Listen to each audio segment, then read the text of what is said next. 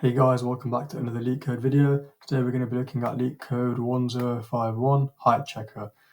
We're told that school is trying to take an annual photo of all the students, and the students are asked to stand in a single file line in non-decreasing order, so basically ascending order.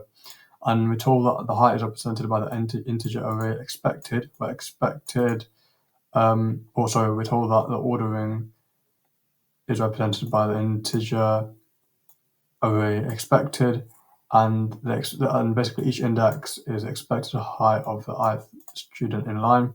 And we're told that we're given an integer array height representing the current order. So we basically got two lists, expected and heights, and we need to return the number of indices where heights I does not equal to expected I. So we're given this heights list, and in this example, for example, we return 3 because there are 3 positions where the numbers don't match. So we give some constraints as well. So this is quite a simple problem, and it is an Leetcode easy. So how can we solve this problem? Well, we can create our expected list. So let's set expected equal to sorted heights, and this will basically sort our heights list in ascending order.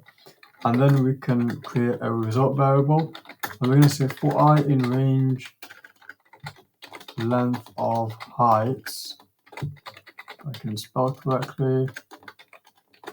Okay, we're going to say if heights I does not equal to expected I, so the indices basically don't match, and the values of the indices don't match, then we can increment our result counter by 1.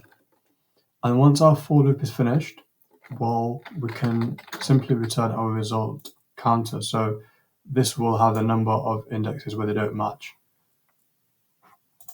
Perfect. So we pass the sample test cases. So let's submit, and we pass all 81 test cases. So in terms of time complexity, guys, we're looking at an O of n log n time complexity, and that's because we're sorting our list first, and then we're iterating through our entire list. So iterating through the entire list is O of n, but we obviously have to take into consideration the slowest process, and that's going to be sorting. So time complexity is going to be O n log n, and space complexity, because we're basically duplicating the entire heights list into a new list, it's going to be O of n. So O of n space complexity and time O n log n. So I hope you guys enjoyed this video, and I'll catch you in the next one.